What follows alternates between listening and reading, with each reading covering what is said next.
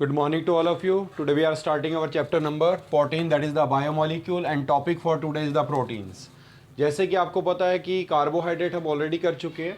Next one जो है हमारा प्रोटीन है. प्रोटीन प्रोटियस वर्ड है, दैट मीन्स प्राइम इंपॉर्टेंस. जो आपकी ग्रोथ के लिए सबसे ज़्यादा ज़रूरी चीज़ है वो क्या है? प्रोटीन.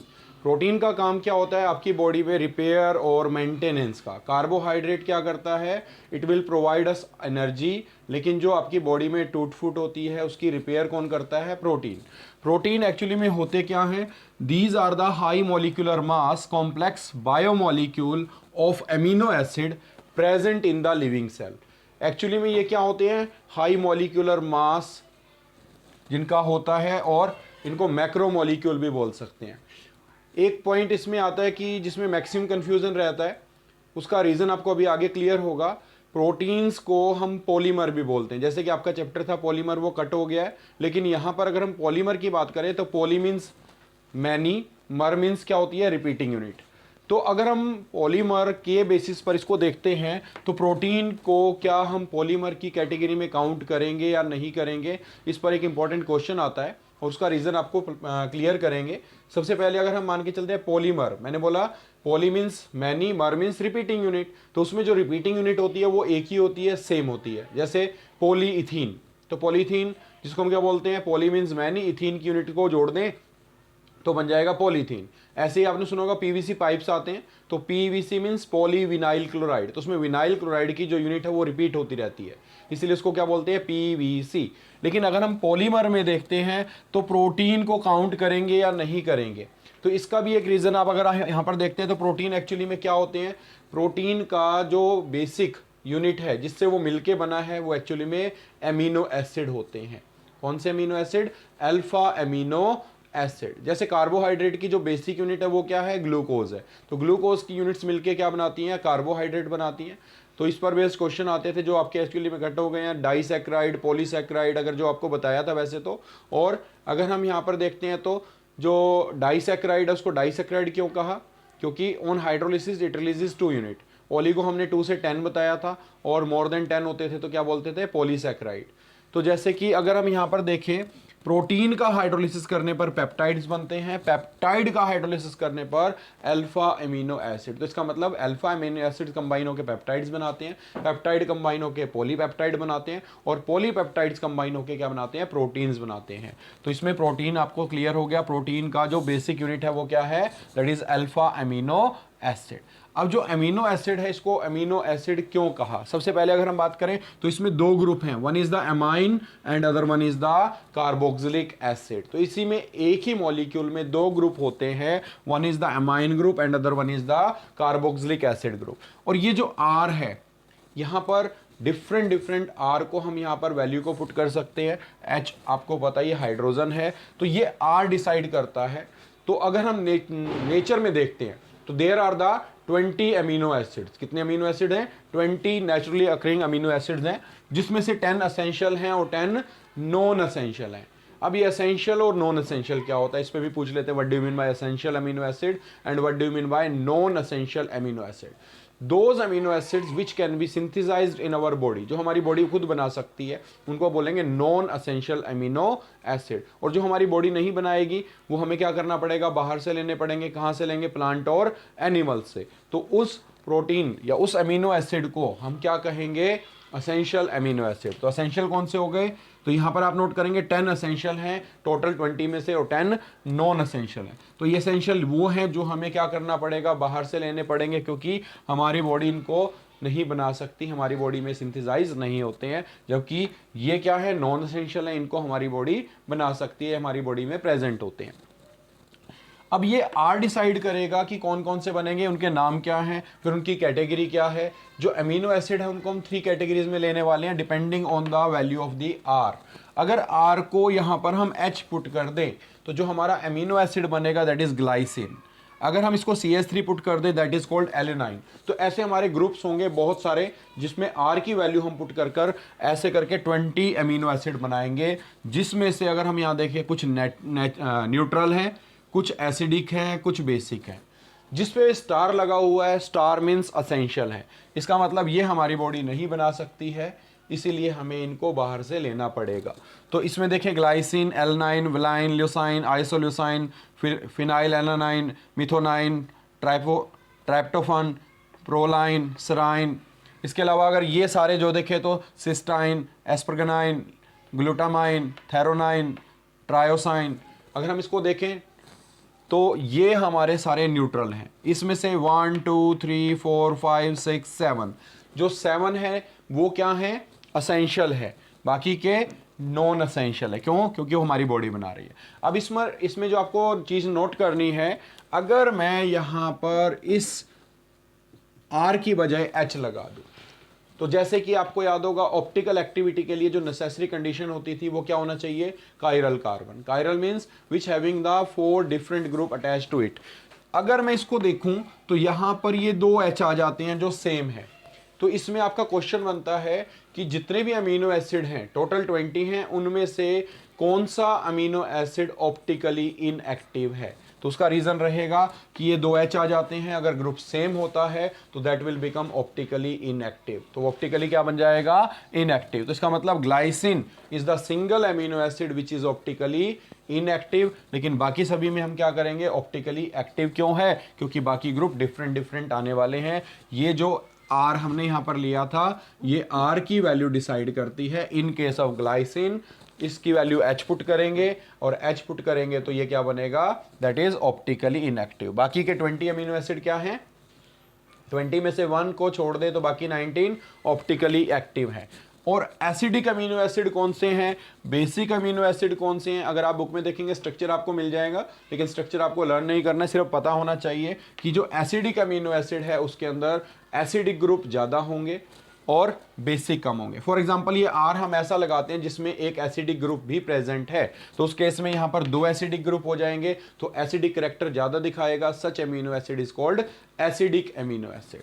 अगर हम कुछ R ऐसा ग्रुप लगाएं जिसमें बेसिक ग्रुप हो तो उसको हम क्या बोलेंगे, बेसिक आपके 2 हो जाएंगे और एसिडिक 1 होगा तो उसको क्या बोलेंगे, नेट रिजल्टेंट क्या होगा, बेसिक प्रॉपर्टी को शो करेगा, इसलिए इसको बोलेंगे बेसिक अमीनो एसिड।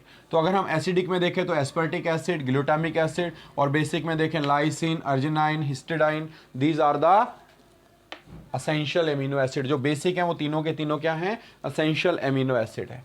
नेक्स्ट हमारा जो पार्ट है वो है ज्वीटर आयन। अगर हम ज्वीटर आयन की बात करें तो ज्वीटर आयन क्या है, that is a dipolar ion which behaving like a salt. इसके पीछे रीजन क्या है, अगर ये ग्रुप की बात करें तो acid have the ability to donate the H+ ion, तो ये H+ डोनेट करेगा। Base have the ability to accept the H+ ion, तो जो बेस है वो H+ को एक्सेप्ट कर सकता है और ये क्या बनाएगा, NH3 पॉजिटिव और COO नेगेटिव। जैसे हम सोल्ट में देखते हैं Na पॉजिटिव Cl नेगेटिव, तो it will behaving like a salt. और this one is a dipolar ion. जो डाईपोलर आयन है उसका नाम क्या कहते हैं हम, ज्वीटर आयन। तो ये ज्वीटर आयन की तरह बिहेव कर रहा है, डाईपोलर आयन की तरह बिहेव कर रहा है, और इस आयन को क्या बोलते हैं, ज्वीटर आयन। क्यों? क्योंकि इसके अंदर दोनों ग्रुप प्रेजेंट हैं, that means it will show the both property, acidic as well as basic. Such molecule जिसमें क्या होगा, दोनों ग्रुप प्रेजेंट हो, एसिडिक भी और बेसिक भी, तो उसका नाम क्या हो जाएगा, ज्वीटर आयन। अब यहां पर अगर हम देखें तो ये क्या हो गया, हमारा बेस था, ये इसका कॉन्जुगेट एसिड है, which one is the strong one, और ये हमारा क्या था, एसिड, तो ये इसका कॉन्जुगेट बेस है, which one is the weak. तो इसका मतलब एक स्ट्रॉन्ग है एक वीक है, तो ये अलग अलग मीडियम में अलग अलग क्या करेगा, जो प्रॉपर्टीज को शो करेगा। उसी का यूज करके हम क्या करने वाले हैं, इनको सेपरेट कर सकते हैं। जो अमीनो एसिड्स हैं उनको सेपरेट करने के लिए इनका एक पर्टिकुलर पॉइंट होता है, एक पर्टिकुलर पीएच होती है जिस पे एक डिफरेंट प्रॉपर्टी शो करते हैं, जिसको बोलते हैं आइसो इलेक्ट्रॉनिक पॉइंट। जो हर एक जो हमारा क्या है अमीनो एसिड है उसके लिए एक डिफरेंट आइसो इलेक्ट्रॉनिक पॉइंट है। अब ये क्या होता है, इसको समझेंगे ध्यान से। Isoelectric point, the pH और hydrogen ion concentration of the solution at which a particular amino acid does not migrate under the influence of an electric field. क्योंकि उस पर्टिकुलर पीएच पे वो ना तो एसिडिक प्रॉपर्टी शो करेगा, ना उस पर कोई पॉजिटिव चार्ज होगा, ना नेगेटिव होगा, वो क्या बन जाएगा, वो एक न्यूट्रल मॉलिक्यूल की तरह बिहेव करेगा। अगर हम इलेक्ट्रिक फील्ड लगाते हैं तो ये जो आयन है ये इलेक्ट्रिक फील्ड में क्या करते हैं, मूव करते हैं। अगर नेगेटिव ज़्यादा होगा तो पॉजिटिव की तरफ अट्रैक्ट होगा, और अगर पॉजिटिव ज़्यादा होगा तो नेगेटिव की तरफ अट्रैक्ट होगा। अगर लेकिन न्यूट्रल होगा तो वो किधर भी अट्रैक्ट नहीं होगा। तो ऐसी पीएच जिस पर ये कोई भी एक पर्टिकुलर एमिनो एसिड क्या हो जाए, न्यूट्रल हो जाएगा, तो वो इलेक्ट्रिक फील्ड में माइग्रेट नहीं करेगा, उस पीएच को हम क्या बोलते हैं, आइसो इलेक्ट्रिक पॉइंट। तो इसमें हम क्या कर सकते हैं, जितने भी अमीनो एसिड्स हैं उनकी अलग अलग पीएच होती है, तो हम पीएच को क्या कर सकते हैं, स्टैंडर्ड बना के जो वो पर्टिकुलर हमारा अमीनो एसिड है उसको हम सेपरेट कर सकते हैं। तो इसमें कुछ पीएच दी हुई हैं, जैसे न्यूट्रल अमीनो एसिड है उनकी जो पीएच है, आइसो इलेक्ट्रॉनिक पॉइंट जिस पर बनेगा वो 5.5 से 6.3 के बीच में है। एसिडिक अमीनो एसिड की जो है वो 3.2 से 3.5 के बीच में है, और जो बेसिक अमीनो एसिड है उसकी 7.6 से 10.8 के बीच में है। तो ये हमारी कुछ पर्टिकुलर पीएच है। अगर हम एक पर्टिकुलर अमीनो एसिड लेंगे तो उसकी एक फिक्स्ड क्या होगी, पीएच होगी। उस पर्टिकुलर पीएच पर वो माइग्रेट नहीं होगा, बाकी सारे माइग्रेट हो जाएंगे, जिससे हम उनको क्या कर सकते हैं, इजीली सेपरेट कर सकते हैं, उनको डिस्टिंग्विश कर सकते हैं। अब आता है जो क्वेश्चन मैंने अभी आपको बताया था कि जो अमीनो एसिड है उनको हम पॉलीमर कहेंगे या नहीं कहेंगे। तो it depends on the property. अगर हम अमीनो एसिड की कैरेक्टरिस्टिक प्रॉपर्टी को काउंट करें then it is regarded as polymer. लेकिन अगर हम अमीनो एसिड को देखें तो जो कॉम्बिनेशन होगा वो अलग अलग अमीनो एसिड कंबाइन होकर क्या बनाते हैं, पेप्टाइड्स बनाते हैं। तो डिफरेंट डिफरेंट अमीनो एसिड जो हैं वो कंबाइन होकर पेप्टाइड बनाएंगे, पॉलीपेप्टाइड बनाएंगे। तो जब हम हाइड्रोलिसिस करेंगे तो हमें डिफरेंट डिफरेंट अमीनो एसिड मिलेंगे। लेकिन अगर मैं अमीनो एसिड की कैरेक्टरिस्टिक प्रॉपर्टी को काउंट करता हूं तो उस केस में जितने भी अमीनो एसिड है उनकी सभी की प्रॉपर्टी एक जैसी है। That means on the basis of characteristic property of amino acid we can regard the protein as polymer. तो इसको हम पॉलीमर में काउंट कर सकते हैं। और एक्चुअली में जो पॉलीमर होते हैं वो मैक्रोमोलिक्यूल होते हैं ऑफ हाई मॉलिक्यूलर मास। तो ये भी हमारा हाई मॉलिक्यूलर मास है। इसमें एक इंपॉर्टेंट क्वेश्चन आएगा, वो भी बताता हूं अभी आपको, कि जो प्रोटीन्स होते हैं उसको हम क्या कहते हैं, कि जब मोर देन 100 यूनिट्स कंबाइन हो जाती हैं तो उसको हम क्या कहते हैं, जब पहले सबसे पहले अमीनो एसिड कंबाइन होंगे वो पेप्टाइड्स बनाएंगे, फिर पॉलीपेप्टाइड कंबाइन होकर प्रोटीन्स बनाएंगे। तो प्रोटीन और पॉलीपेप्टाइड्स को हम लगभग एक ही चीज़ मान के चलते हैं। तो प्रोटीन्स जो है एक्चुअली में पॉलीपेप्टाइड की बहुत सारी यूनिट अगर जुड़ जाती हैं तो इसका जो मास है अगर हम कहें तो 100 यूनिट तक अगर होंगी तो उस केस में हम इसको प्रोटीन कहते हैं। लेकिन इसके साथ एक कंडीशन और लगाते हैं, दैट इज़ हाई मॉलिक्यूलर मास में हमने बताया फॉर एग्जांपल 10,000 जो यूनिट्स होती हैं अगर उसके बराबर होगा तो भी हम इसको क्या कहेंगे, जो इसको काउंट कर सकते हैं किसमें, जो आपका पॉइंट अभी बताया था मैंने कि इसको जो 51 एमिनो एसिड के साथ एक हमारा क्या है, प्रोटीन है, जिसका नाम अगर आपको याद हो तो आपने सुना भी होगा शायद इंसुलिन। इंसुलिन का रोल आपको ऑलरेडी पता है। तो इंसुलिन के अंदर 51 अमीनो एसिड है but it is regarded as protein. तो इसके पीछे क्वेश्चन पूछते हैं। अभी तो आपको जैसे बताया कि 100 यूनिट होनी चाहिए, लेकिन साथ में मैंने बोला 10,000 जो यूनिट मास है अगर इन दोनों में से किसी को भी सेटिस्फाइड करेगा तो it is regarded as protein. तो प्रोटीन हम इसको रिगार्ड करते हैं। तो इंसुलिन जो है वो एक प्रोटीन है। तो क्यों प्रोटीन है ये भी आपसे पूछेंगे, तो उसका रीज़न आपको बताना है कि यहाँ पर अगर हम देखें which having a well defined conformation, तो ये लाइन हम लिखेंगे because having the 51 amino acid in insulin but it is regarded as protein because it have the well defined conformation। इसकी एक well defined conformation है। अगर नंबर को satisfied नहीं करता, अगर मास को कर देता है then it is also regarded as protein. तो इसको प्रोटीन में हम काउंट करेंगे, लेकिन बताया था अभी 100 यूनिट से कम होने के बावजूद भी। नोट डाउन करेंगे इसको। नेक्स्ट अगर हम बात करें पेप्टाइड्स, जैसे मैंने बताया अभी आपको प्रोटीन है उसके अंदर जो यूनिट होती हैं वो पेप्टाइड्स कंबाइन होती है। पेप्टाइड क्या होते हैं, compounds formed by the condensation of 2 और मोर सेम और डिफरेंट अल्फा अमीनो एसिड। जैसे कि मैंने बताया था जो अमीनो एसिड है वो सेम भी हो सकते हैं और डिफरेंट भी हो सकते हैं। इसी बेसिस पर मैंने बताया था अगर कैरेक्टरिस्टिक प्रॉपर्टी को काउंट करेंगे तो ये पॉलीमर हैं, अदरवाइज नहीं होंगे। दूसरा प्रोटीन्स का बोलेंगे जब 100 यूनिट हो या फिर 10,000 यूनिट मास हो। जैसा मैंने इंसुलिन में बताया था 51 यूनिट होने के बावजूद भी उसको हम प्रोटीन क्यों काउंट करते हैं, क्योंकि that have the well defined conformation. अब जब हम अमीनो एसिड को कंबाइन करते हैं तो उससे हमें क्या मिलते हैं, पेप्टाइड्स। तो वो पेप्टाइड कंबाइन होके पॉलीपेप्टाइड, पॉलीपेप्टाइड कंबाइन होके प्रोटीन। तो इसमें जो मेन जो आपको नोट करना है, ज्यादातर जो हम अल्फा अमीनो एसिड लेते हैं that will represent the L configuration. जो एल कॉन्फिगरेशन होती है उसमें NH2 ग्रुप कहाँ होगा, लेफ्ट हैंड साइड पर। जैसे उसमें हम OH से रिप्रेजेंट करते थे, यहां पर किससे रिप्रेजेंट करेंगे, NH2। तो ये हमारी एल कॉन्फिगरेशन है, ये भी एल कॉन्फिगरेशन है। अब हम दो अमीनो एसिड्स को कंबाइन करते हैं with the removal of water.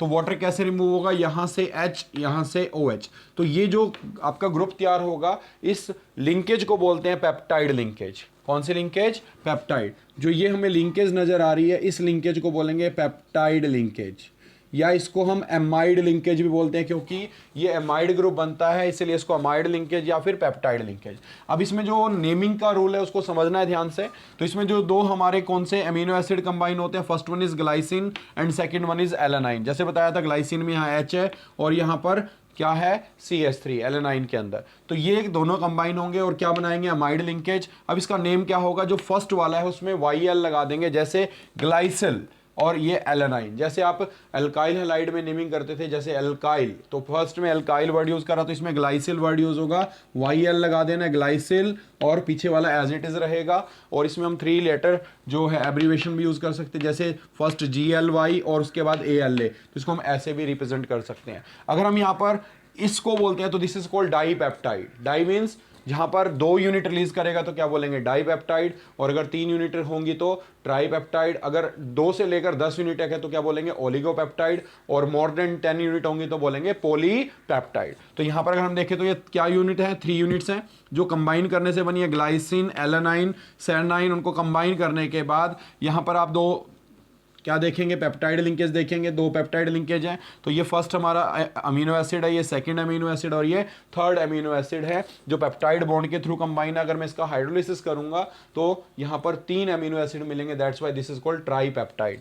तो इसमें अगर हम नाम की बात करें तो जब फर्स्ट वन ग्लाइसिन है, सेकंड वन एलेनाइन है, थर्ड वन सेराइन है। तो ग्लाइसिल, YL, ALN, YL और सेराइन। तो ग्लाइसिल, एलेनाइल और सेराइन। अगर हम इसको इंटरचेंज कर दें, पहले ग्लाइसिन आ जाए फिर सेराइन आ जाए तो सेरनाइल कर देंगे, और लास्ट में एलेनाइन, या ग्लाइसिन को लास्ट में कर देंगे तो इसको एज इट इज लिखेंगे, बाकियों में YL लगा देंगे। तो इस टाइप से हम इसकी नेमिंग कर सकते हैं। तो इससे रिलेटेड जो क्वेश्चंस हैं NCERT के इन टेक्स्ट एक्सरसाइज वो आपने ट्राई करने हैं।